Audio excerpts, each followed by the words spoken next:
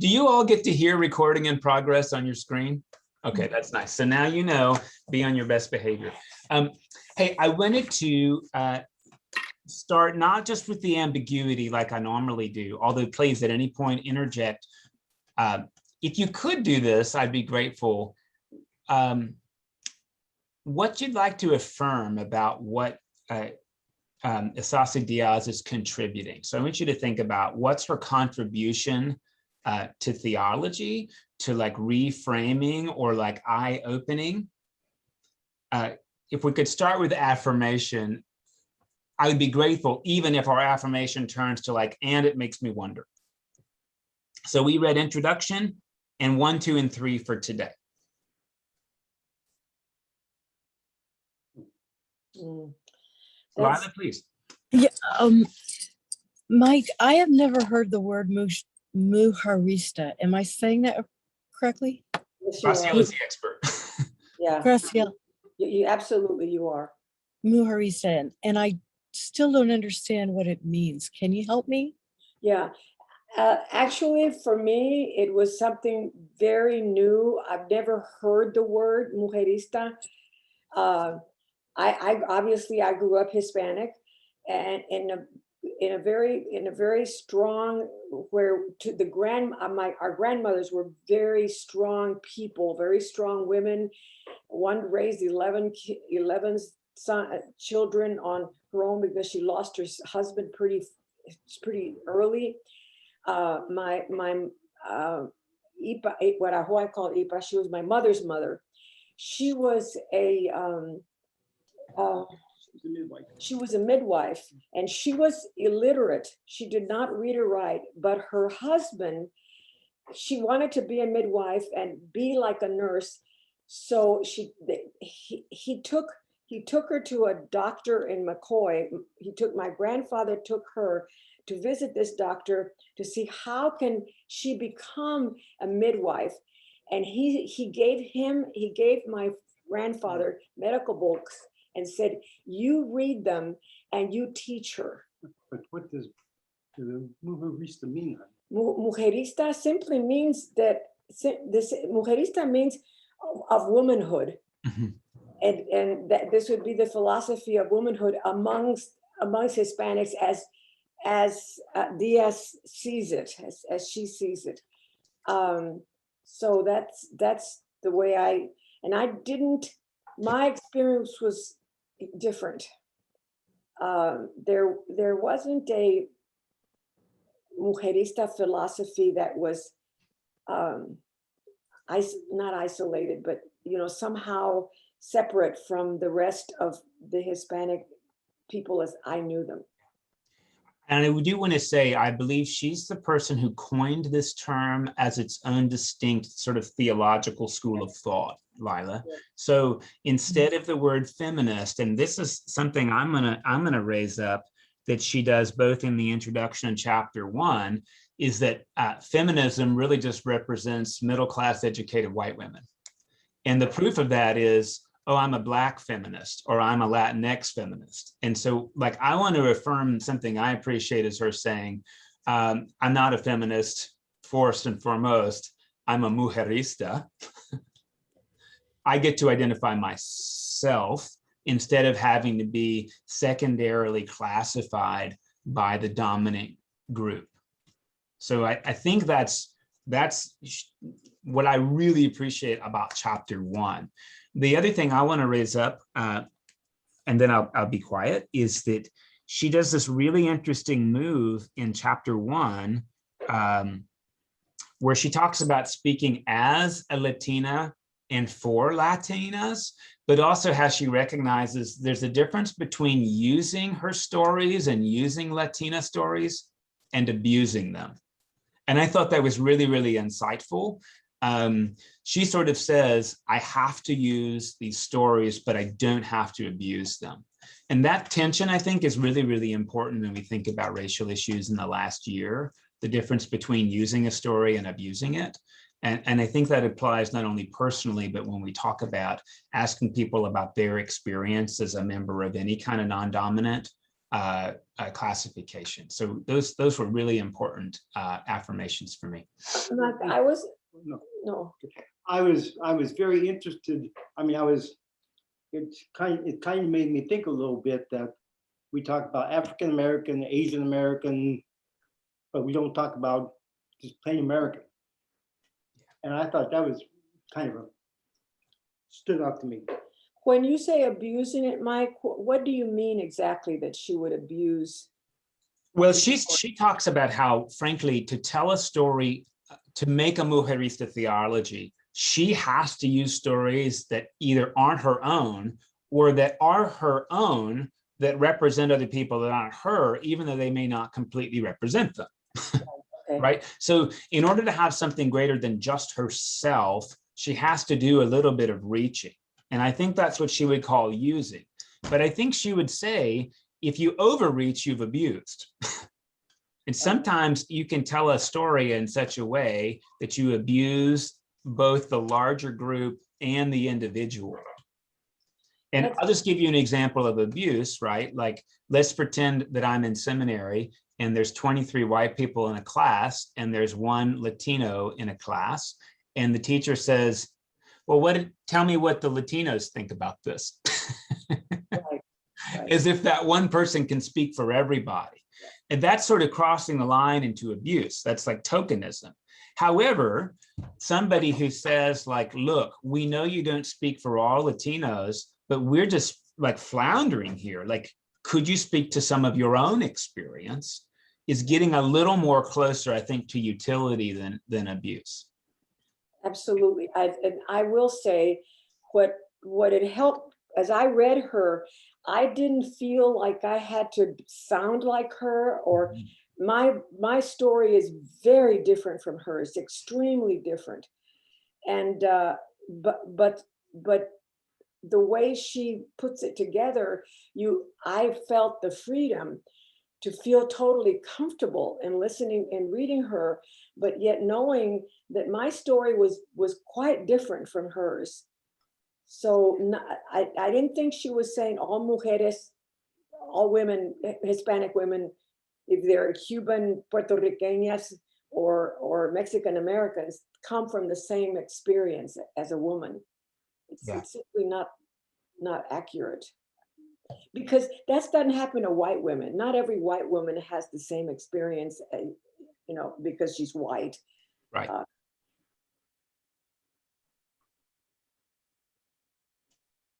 I don't know. I'm feeling really pretty plain vanilla these days, I have to say. And I really appreciate reading this lady's point of view, because I just have been very insulated to how women of color are treated, I think. And I appreciate having my mind opened a little bit to understand that a little bit better. May I kind of tell a little bit, Father Mike, about? Of course, you don't have to ask permission. We're all in this together. my experience. I grew up in South Texas, and that in a community where both grandmothers were very strong women.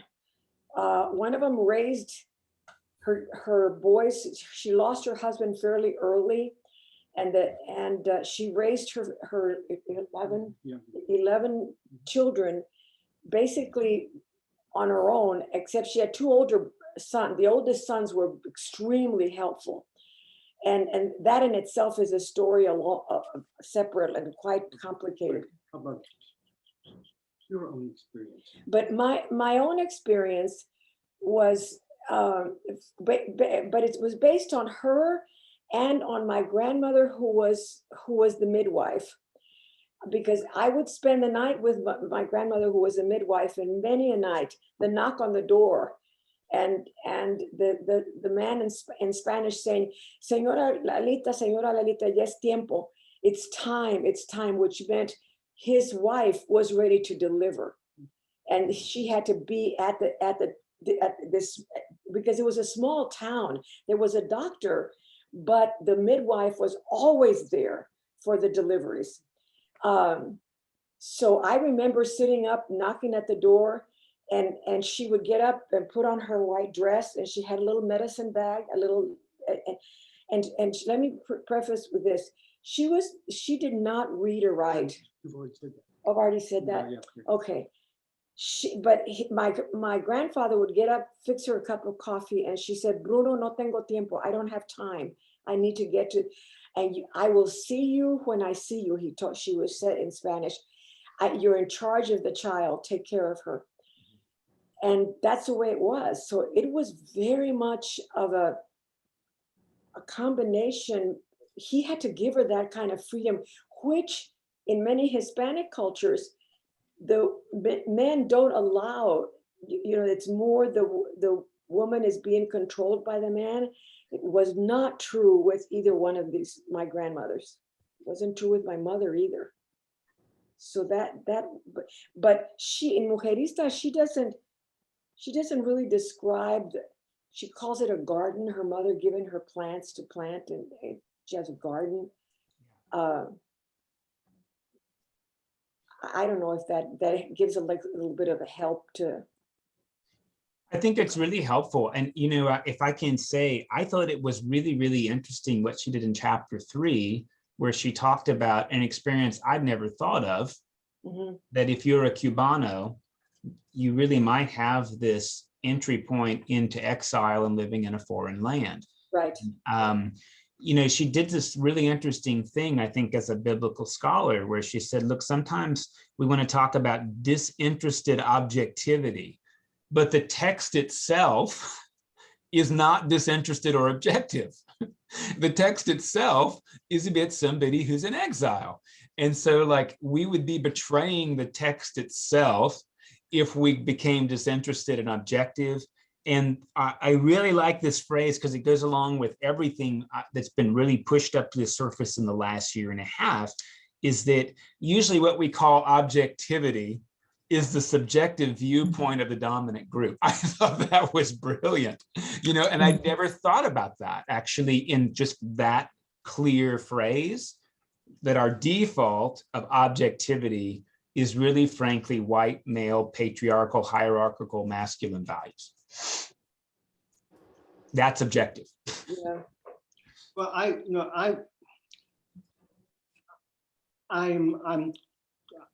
have a little problem getting my head around her being an exile.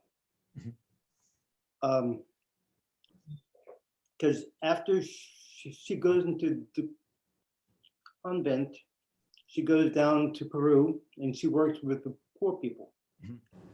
Then 17 years later, she goes back to Cuba for a couple of weeks, and she says, I'm in exile, and I would like to go back home, but the home that she remembers is far different than I think it actually was, because Batista was not exactly a very nice person. Yeah. And so her family chose to leave. And so I had a problem with that. And then taking a look at Psalm 137, because the Israelites didn't actually just leave. They were taken out of Israel and taken to Babylon. Yeah. So I don't see the exile as being the same thing. But I understand the concept of what she was trying to say. Yeah, I think actually maybe it's helpful in what she says. I thought was interesting about injustice is an actual place of exile. We don't usually think about that. But it sort of, I think her experience was as a Catholic, that was her home identity. And then she woke up and realized as a woman, she was an exiled Catholic, because she essentially, even though that was her home, it was also a home of inequality for her, simply because she was a woman, and even more so because she was a Latinx woman. And I think it's an interesting thing when you think about the Babylonian exile. Didn't happen to poor people. It only happened to people who frankly had the means to leave. They could have made that choice, and they were sort of forced to do. I kind of think about it in the Iranian Revolution as well. the people who could flee were the people with means, and they fled. But I would tell you, having spoken with people who survived the Iranian Revolution and came to the United States, it was an exile. I mean, the choice to stay was the choice to like be impoverished and possibly die. And those just aren't really good choices, right? So the Iranians I know in this country are absolutely living here in exile, even though I could say, well, you didn't actually have to leave. So I think it's interesting to think about, there's like the hard facts as we view it, and then there's the experience as they lived it out, and that those don't always exactly line up for us. But for her, there's this experience, there's the experience of, I had to leave, and it's not safe to go back unless I'm willing to give up any and all privilege, possibly face, judicial persecution, et cetera. So I think that's a helpful thing to tease out, actually. I mean, I do. I think, and I'm going to be honest, I'm a member of a very privileged dominant group, so much so that I don't even think about that. So when I meet Iranians who fled Iran, I think like, well, that was cool that you chose to leave. But again, for them, there was no choice. Staying was going to be death, one way or another, if not literally, then certainly figuratively. Well, and we see that playing out right now in Afghanistan. Yeah, and I think you see it also playing out in Syria and in Jordan. I think you see it happening in Saudi Arabia, although it's much harder to get out of that country if you actually want to go. I mean, like I don't think we have to do a whole lot of projecting to see this is still like an experience. And if you are a Cubano and you've settled in Miami, it's interesting for her to say, look, I love America, but it is not my home. And so like, I'm living in between two things, because if I go back to Cuba, I'm not going to really be a Cubano. I've lived in America too long. And here, people can say, you don't belong here. I mean, to me, that's a really interesting way to read Psalm 137, is that there's people that are like in this liminal space between their own land and a foreign land. And it's sort of like giving voice to like, oh my God, we've lost our identity. That's, for me, that was really different in that I am 10th generation South Texas. I mean, my family does come from Spain, and we have some history of how these people came to settle and came into Mexico, but crossed, stayed in the Texas side, because the Texas Republic provided land. They gave grants. Yeah. They gave grants to get people that were on the border, and that's where both my families were in Mier, which is right on the border. Gave them land to come in and settle in Texas. So my grandparents on both sides were given land to come and on my grandfather's side, he was a sheep farmer. He raised sheep. In those days they would move them to Corpus Christi to put them on boats and all that. And then he became a cattleman. My other grandfather was actually a sheriff in the county. It was, so I was always, I mean, my background was middle class, Hispanic, with actually one of the better houses in the town. It was, and I went to Catholic school because my father felt that was a better school than the public school. Now, that I will say the bad thing is that some of the people that went to Catholic schools thought of the public school kids as bad kids, and I'm using that in quotes, because they weren't as active in the Catholic Church. So I was raised by my obviously my parents and my grandparents, nuns. They taught me to play the piano. They taught me to speak Spanish. But in the 3rd grade, they taught us at my school to read and write in Spanish. So by the time I got to high school, I could speak, read, and write in Spanish because the nuns taught us that. So, which was very unusual, because in the public schools, you weren't allowed to speak Spanish on the playgrounds. It was against the law in those days in Texas. So my upbringing was unique, so somewhat, and it was, but it was tied with the church. Mhm. The nuns were very important in that. The Sisters of the Divine Providence. They came from from Our Lady of the Lake in San Antonio. So it was a different kind of different experience from her. Yeah. Thank you. Amy, Ellen, anything you'd like to offer, reactions or thoughts or appreciations or questions? I haven't had a chance to read the book yet. I saw Lila last week and she suggested that I join you guys. So and she said, come even if you haven't read. So I have not read. Okay, that's great. Well, I don't have any experience with homeland or, ties to homeland or the exile thought, but I think we can relate exile in a different way. I think that we, as privileged, can still feel exiled when we feel isolated and alone among our own people. I agree with that, in that I just said to you that I was middle class and Hispanic and spoke both languages and had the nuns and all that. However, when I left San Diego, the little town I grew up in, and went to Texas Women's University, that was a whole different story. In that Hispanic girls and white girls could not room together.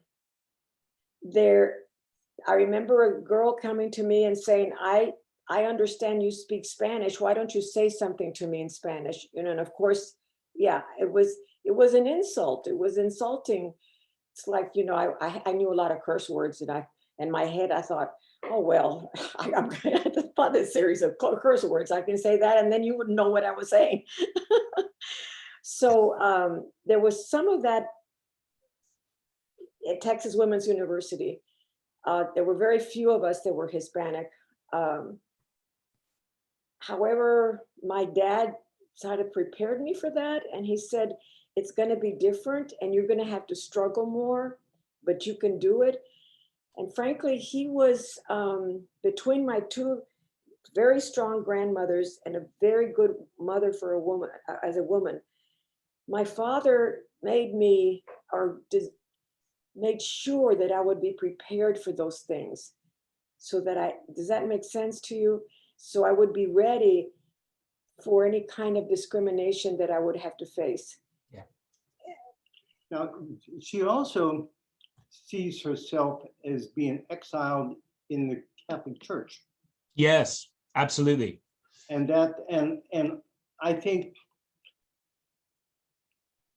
I don't think Rosela's experience when she was a child, that the women in San Diego felt exiled.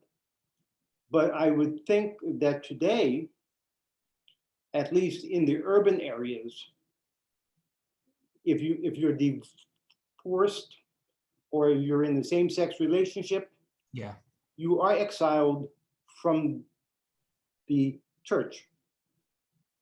Yeah, I think there's a really interesting tension that happens at it happens really at every level of organization. There's a tension between sort of the national entity and the local body, right? Whether you're a state or you're a county or you're a parish, right? I mean, for example, in the Episcopal Church, the General Convention said that same-sex marriage is a sacrament.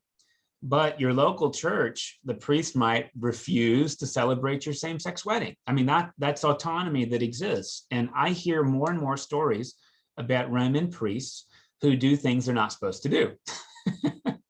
Like they will marry people who haven't converted to Catholicism, or they'll offer the Eucharist, they'll give it to them knowing somebody's not Catholic. So there is like this experience between the national level and the local level. And I do think this is where it's really helpful to say, I don't think she tries to universalize her experience as a woman to all women. I think for her, she felt particularly called to ministry and she served as a nun. And then she felt this really sharp edge of being sublimated.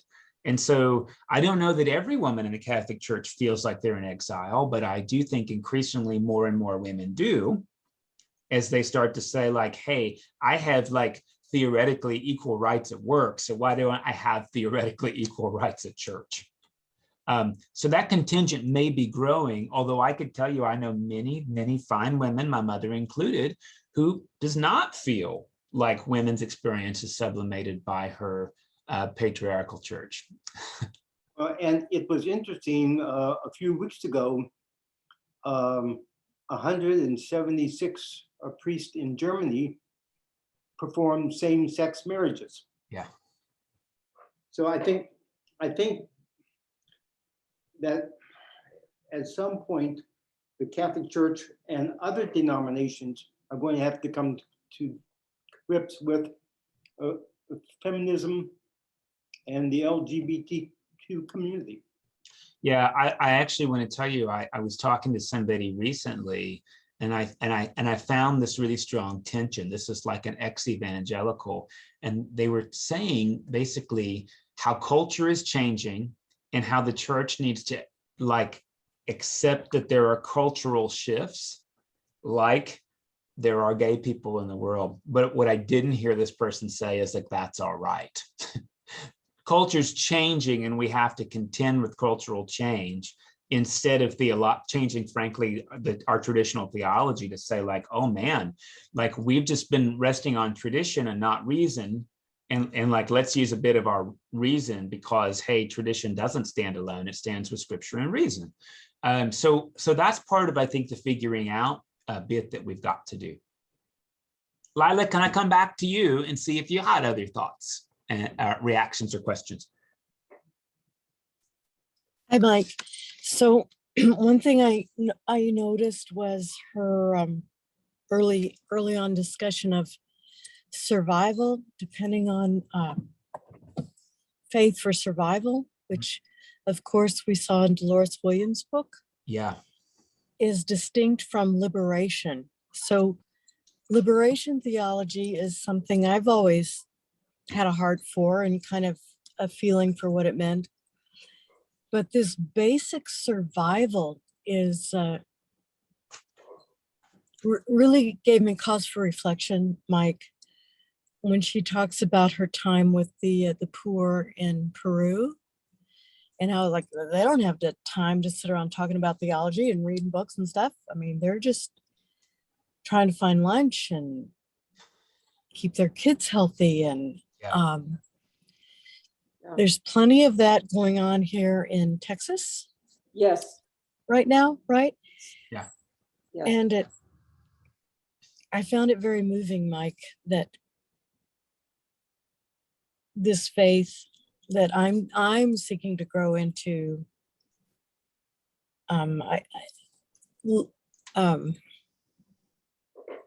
looks more and more like social justice. And she talked about that too, I think. Justice and action, I think she called it. Yes, she did. And she did something I think actually really the Episcopal Church historically has kind of claimed, which is that orthopraxy is more important than orthodoxy. What does that mean, orthopraxy? Right. That was a new term for me too, Mike. Yeah, Praxy right and practice. orthopraxy. Right practice is more important than right thinking. Right, like in the rite of the Mass? Like the correct or good academic or coherent practice. So doing the right practices are more important than the right reasons. So like having our food distribution monthly and backpacks for the kids at McWhirter.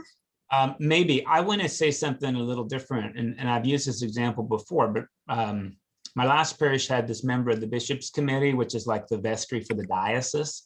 And I was pushing on this lady because she was fun. She was a friend. She was really thoughtful. And I was like, well, what do you believe about this since you're on the bishops committee? Like since you're really important. And she was like, look, man, I don't really know what I believe, but the people of this church are really kind. They're really generous. And my life is better for being a part of this. And that's really what I believe. And I thought, okay, that's orthopraxy. Right? You don't have to have certainty to be certain about what you're doing. I don't know if that makes sense. Yeah, so I think that was my faith for about 15 years and a good one for me. Well, and I think that's kind of what the Episcopal Church has said, that the other phrase is like that unity in mission does not require uniformity in thought. Another way of saying it, right, is that the Episcopal Church is unified in worship, not in doctrine.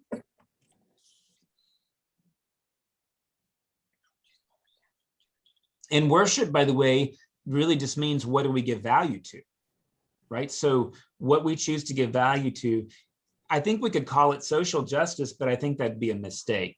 In the church, there's just God's justice. So social justice is a secular term, and what's the difference? Well, What's the difference? the Help me. difference is in the church, we have a different set of language. And so the word social justice can be really divisive. So instead, I think we talk about God's version of justice, which is restorative and distributive. And yeah, you know, outside the church, that might be social. We might use that phrase, but I don't want to have to differentiate theologically. There's just God's justice, and then there's like injustice, period. So Mike, if I could poke at you for just a second on that. Yeah. Just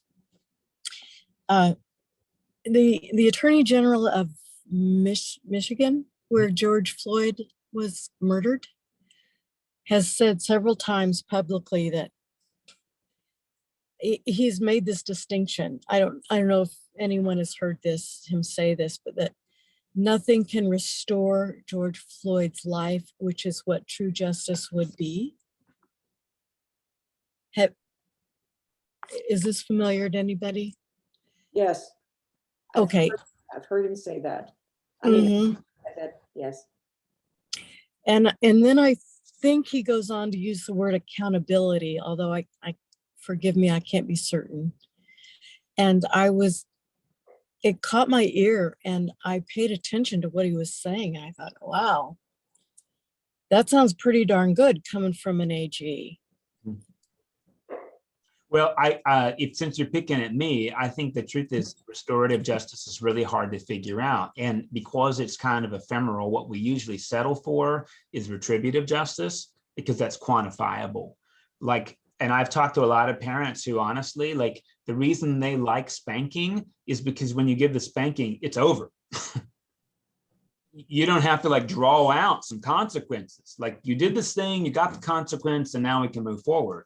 Instead of like, okay, you did this thing, and now we're going to have to, you know, really think through creatively, like, what does restoration look like? Because frankly, that's a little bit ambiguous and ephemeral. And I can understand why systems go for like the easy box check, like justice served.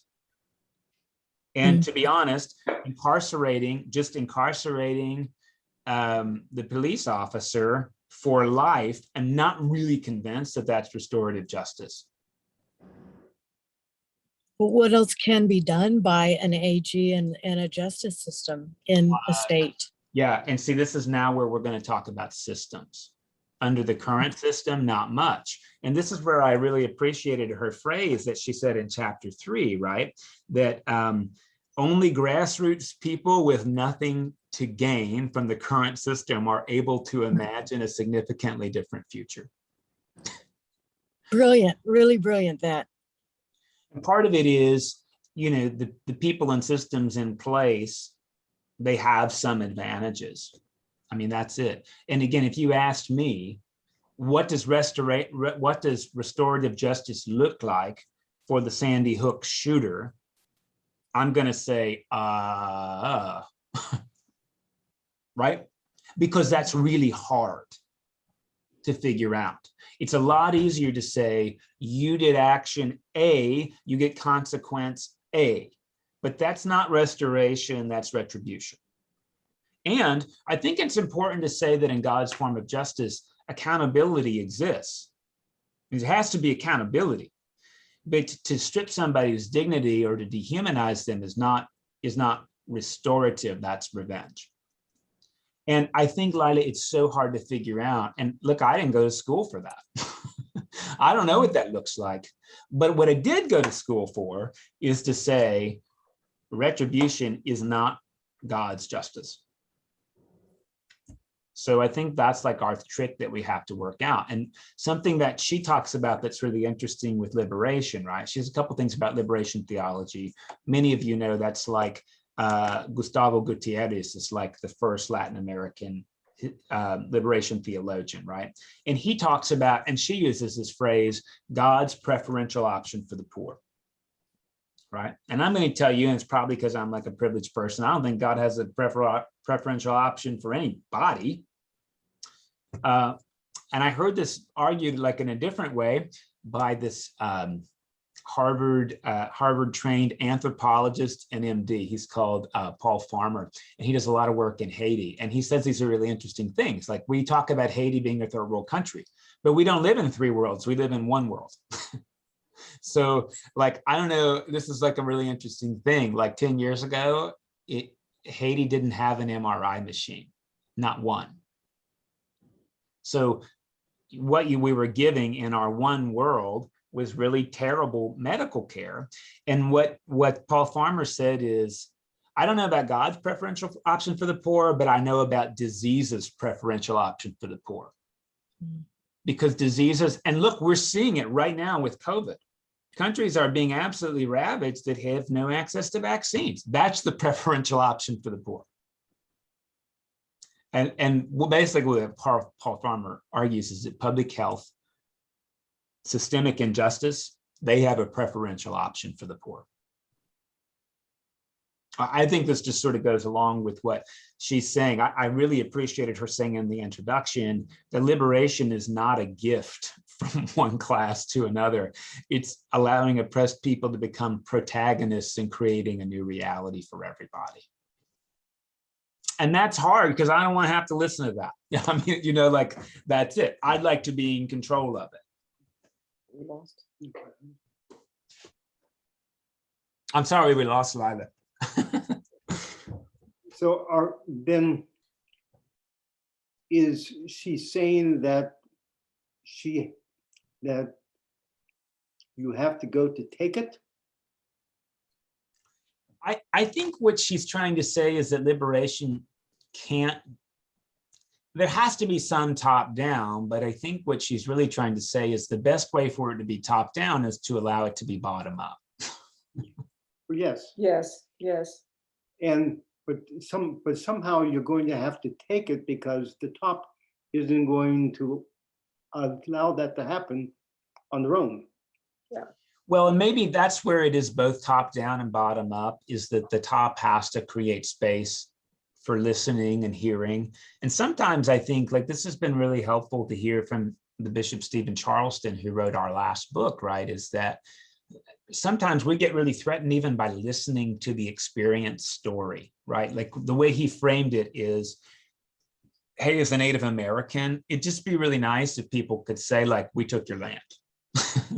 Like it'd just be nice to hear that. And we're afraid to hear that because then it's like, well, but we're not going to give it back. And then what he says is like, hey, we don't even expect you to give it back. And we don't expect that because we know what it's like to have our land taken from us. So like, we're not looking to do that to you, but it would be really cool if you'd admit that's what happened. And, you know, like sometimes we're so afraid that if we actually listen, we're obligated to do this thing that we're terribly afraid of as being impractical, when, you know, maybe the top-down approach, step one, is just to listen. And maybe we can say, I don't know that I can do that thing, but I can listen to you and hear your experience. And I think that comes back to chapter 3. Part of what I want to do is dicker with her experience of being in exile. Like I said, because she didn't have to do that, right?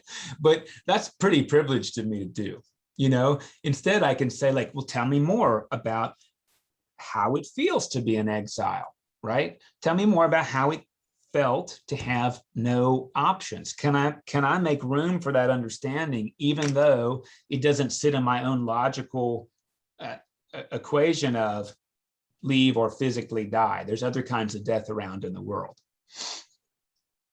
Well, she is in exile from Cuba. She is in exile from the church.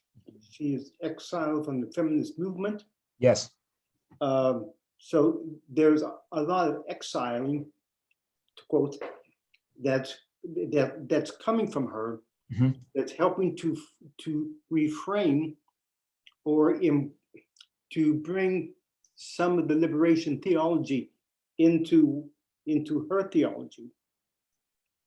Yeah, and I think all that really pushes her to that big phrase, which I think is what Dolores Williams would say in different words, but the big phrase, I'm gonna pronounce it wrong, la vida es la lucha, right? Not that there is life after the struggle, but there's life in the struggle. And I think I mentioned to you when we read Sisters in the Wilderness, I ran across this quote that joy is an act of resistance.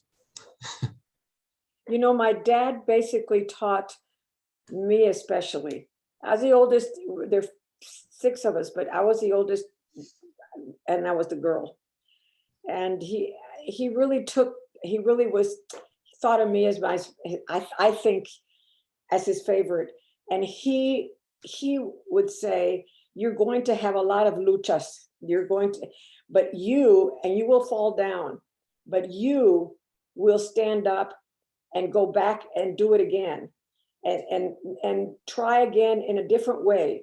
And you continually will have to do that. And now he pushed education a lot. You're staying in school, going to the university, working as you go to the university, all of that. And but it was about luchar, and it worked. It worked for me. It worked for my brothers. It works for a lot of his Mexican Americans in South Texas if they stay with that. I think. Yeah. I'm not sure anymore because I've been cut away from that culture for a long time, but. I think this actually is a really interesting phrase that Stephen Charleston picked up in his last chapter too. And to be honest, like most New Testament scholars that I've read say, like when the Gospel of John says things like eternal life, it doesn't mean after we die. But the Bible has very much a strong view that eternal life is about living fully now. Yes. And that we live in some ways in between God's imagination. And we pray this every Sunday, right? Thy will be done on earth as it is in heaven. Like we live between that fully happening and kind of where we are now. And in some ways, we hope to have a foot in both worlds, but moving towards God's will, God's imagination, God's justice, right? And that the closer we get to that, the more we experience eternal life, which is really like a code way of saying life as God imagines it. And I think if we relegate that until after we die, frankly, that informs a lot of evangelical Christian escapism. Like, hey, life sucks, and heaven will be great when you die. And I think instead what she's saying is, look, eternal life is in the struggle. And I don't think you have to look at the struggle again as being like this military bit where we're wrestling and onward Christian soldiers. I think instead, what she's trying to suggest, right, again, is that like joy is an act of resistance. And creating room for one another is joyful. It's an act of resistance, and it's full of eternal life. Do you think that in her case, her working with poor people was a way of struggle, but joyful because she gave back and she got return for it, because there was a sense of love and acceptance, and she was part of 2 cultures, the kind of the middle class as well as and when I say middle class, I think where she came from, and the poor, and she was fine in both places. I think I'm not sure that I'm explaining that very well, but I kind of think, Gracilla, she would say, and I haven't interviewed her, but I think she would say her time with people who are economically suppressed or living in what we would call poverty was not about her giving very much at all. It was really about her receiving God's presence in people that other people denied God's presence in. Yes. Yeah, that's the way I see it too. And I referenced Paul Farmer, and I've said this again, but he has this really interesting model to me. He says, like it's a lot easier to give people charity than accompany them. Because when I give people stuff, I decide when I'm done. When I accompany somebody, I say, I'm going to walk with you until you say I'm done. And I think that kind of accompaniment is not only like what the gospel has in mind, but I think that's what La vida es la lucha means. Accompaniment is a struggle. There's a lot of times I'd like to say, hey, this isn't life-giving for me anymore, I quit. But accompaniment means, no, I'd like to quit, but you're going to tell me when I get to. And that's a very, very scary point to be for most people. Yes. I mean, you want to be able to step out whenever you want to, under the disguise of that's my free choice. Yep. But that's not freedom. Yeah, and that's part of the trick, I think, in her story when she talks about living with economically depressed people in Peru, right? I mean, I could move to the 5th Ward so that I could have solidarity with the poor. The difference is I can leave whenever I want. And that's what they told her, if I remember correctly. Yeah. Because she makes a point in saying, they told me or they said to me, you can leave whenever you want to. We are not. We can't go in. We got nowhere to go. We got no one to call.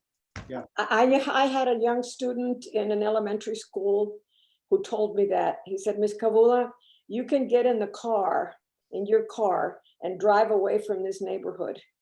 I can't get in the car and drive away. I live here. So my job as a teacher to me was to help them, to get us prepared to be strong inside them, so that they too someday would feel I will leave and I can stay. In my case, I made a big deal about education and learning and focusing on progress and coming to school and doing your homework, doing all that. And they were all right. They bought into it a lot. Yeah. Not all of them. I lost kids, but those that bought into it. And I think you've just named like part of what's really difficult about this, right? Is that when there's high achieving people in economically and socially suppressed environments, it behooves them to leave. Yes. But leaving also is going to lower the hope and possibility of where they came from.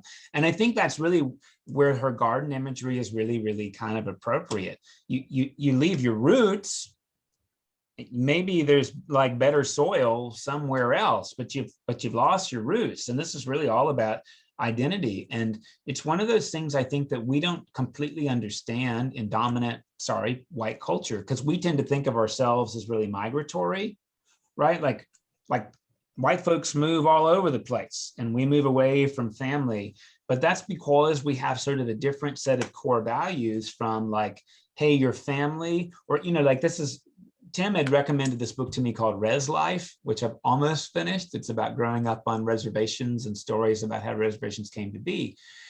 And I've got this different perspective about land. It's sort of like if you're Jewish, right? Israel's like your land, like you've got this tie to it, even if you've never been there. And if you're Native American, like you've got this tie to the Black Hills, or you've got this tie to the reservation, even if it was like not great. Like that's your heritage. And my heritage is about migration. But if you're in that's not the norm, frankly, for people who are in different situations. Where you grew up is your roots. My roots are in moving around. So to ask people behave like my plant is in fact to like trim them and try to graft them onto some new roots. And that's tough botanically, let alone with human plants.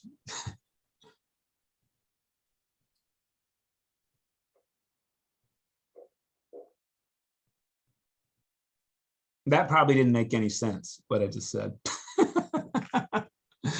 Makes sense to me. I, I've been thinking about exile still, and I had a strange experience growing up because when I was about 12, my father was transferred from West Virginia to Victoria, Texas. And Victoria at that time was a ranching and cattle area, had more millionaires per capita than any place in the United States at that time. And my dad was the first carbiter to relocate because he was the office manager and he had to set up payroll and things like that. So we came first, and these people did not want us. The chemical company was a threat to them. It was going to ruin their crops. It was going to ruin their land. And we were ostracized. And the adults were, but man, in 8th grade, nobody would speak to me. Yeah. And that's my feeling of exile, whether you choose it or it's thrust upon you. And I felt that I didn't have a choice. I thought I could stay in West Virginia with my aunt and not have to come to this awful place called Texas. Yeah. So it really resonates with me in terms of the effect of not having a homeland. Thanks. And I think what you did is like a really interesting move that I think she's inspiring, is that like, hey, I don't have to say like, oh yeah, look, I'm in exile too because I moved away from Kentucky. But I think it's an interesting opportunity to say like, oh, like maybe there is an entry point into thinking through like, what are some of my own exile experiences? I never would have used that word until like I heard her voice, so that I can appreciate what she's talking about. They don't have to be the same for me to cultivate a little bit of empathy, right? Like I've been exiled from my church as a Southern Baptist. I have. I'm not welcome there. I've been exiled from most men that I know, or at least I feel that, because I don't know, like I don't seem to have the most like male values. That's really strange. And, you know, to be honest, anybody could dicker with what I'm saying, except that's part of my felt experience. And so it allows me to have insight into an even stronger one than my own. I don't know if that makes sense what I'm saying. Well, you also experience exile because of your tattoos. Yeah, even though I chose that. Yeah, but that's still, I mean, but that's still an exile. Yeah. Because some people are not going to take you at face value. They're going to look around at other things, yeah, but not look at you. Yeah, that's right. Yeah, that's right. And it's the same thing. I have a speech problem, so you know there were times when I was exiled, mm-hmm. and I still feel that. And I think this is what I really like about chapter 3 is she sort of says that is a frame for reading scripture. Right. And that if we just say, look, that happened long ago and here were the permutations, we miss the opportunity. The text is about that experience. And then how do we not go forward like nothing happened? How do we practice restoration? And that's the jury's out on that. So maybe we'll pick that up when we come back next week to talk about her next 3 chapters. I really appreciate everybody's time. I know this is different from the last book, intentionally so, but I hope you'll stick with it and that we'll continue to have, that this will continue to be helpful in stimulating your thinking, if not just when you read it, then when we get together. Well, I think it is helping us to reframe things, yeah. I think a little bit better than the book before. Yeah, these books are just going to continue to build on one another. in some ways, to me, they represent a chord.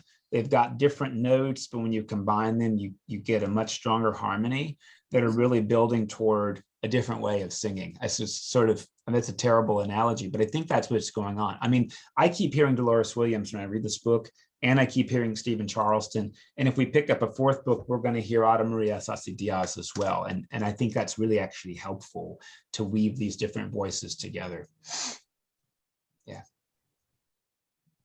Well, thank you all. And I will see you next week at 9 o'clock. Oh my gosh, it's 10 already. Yeah, we already made it to 10.